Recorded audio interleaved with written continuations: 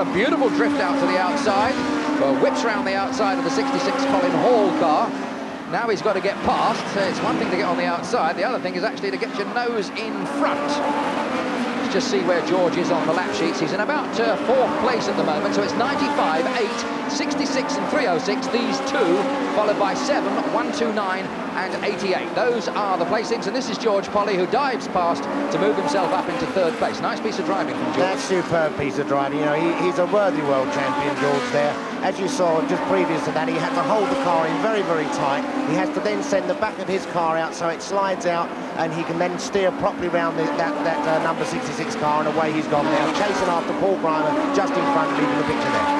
Right, and back at the front, this is the man they're all chasing, 95, Andy Dance, just a little way behind him. We've got number 8, Paul Grimer, and George Polly's a little way back in third place. There's the 1, 2, 3.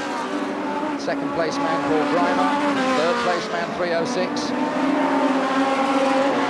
Grimer going well. He's going to have George right up behind him in a minute or two. That gap there is getting smaller and smaller each lap.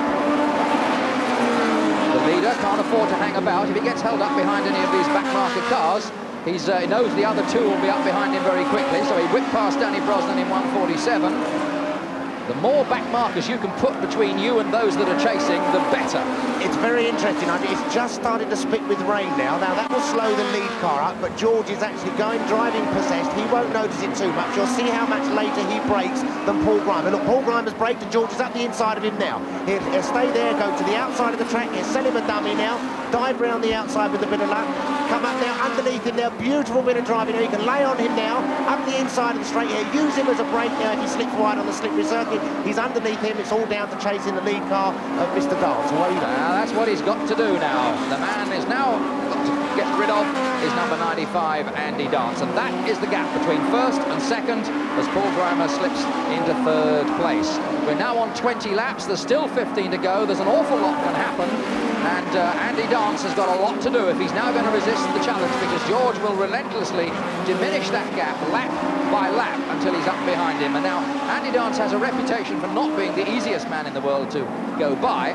So let's speculate. Which way do we think George is going to go past that 95 car when he gets up behind him in a minute, Barry Lee? I don't think that's going to be a problem to young George. You know, he blew past the paddies and won the world final with a proper exhaust, I might add.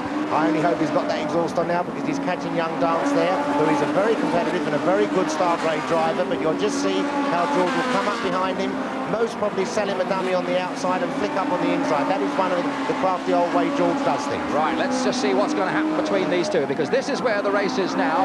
We're on 24 laps, so there's still quite a bit of time. George can afford to sit there and be patient. He's dipping for the outside. Barry Lee getting very excited alongside me here as George Polly first goes to the outer, then the inner. You can imagine Andy Dance is looking in his mirror, wondering which way he's going to go next. And George does his usual routine of trying it on the outside, and in the hope that perhaps 95 will slip wide. 95, though, letting himself go out to try and close the door both ways, but in a moment or two he'll try and shut it one way, and when he's not looking, George will be past.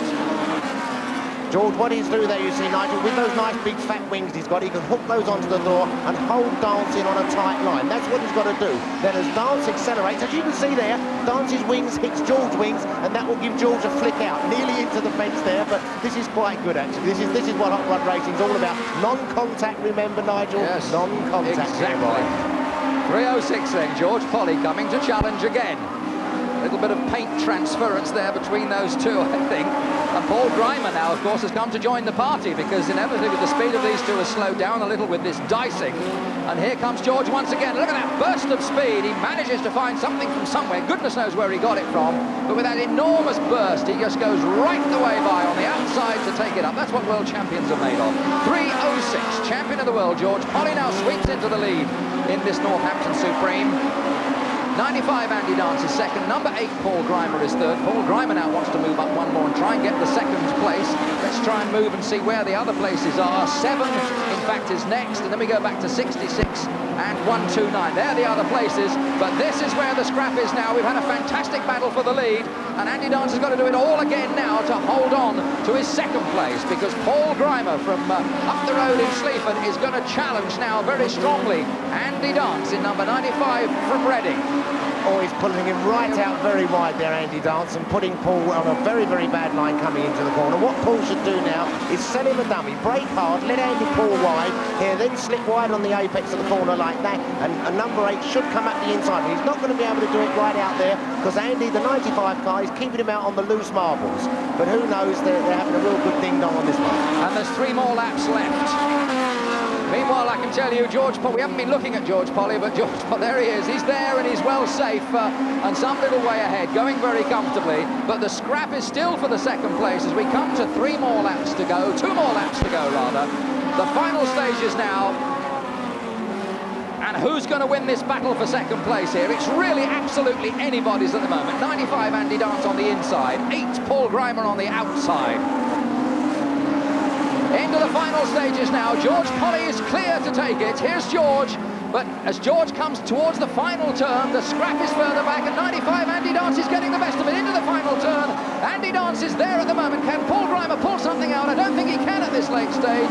He comes over the line with 95 Andy Dance second, and Paul Grimer in the number 8 car has to settle for third. But the title of this is the Northampton Supreme, and that's the driving we've seen from the winner, 306 world champion George Polly. A supreme drive. Right, confirming that one then, another victory for good old George of Sussex. 95 Andy Dance of Reading was second, and Paul Grimer of Sleaford was third.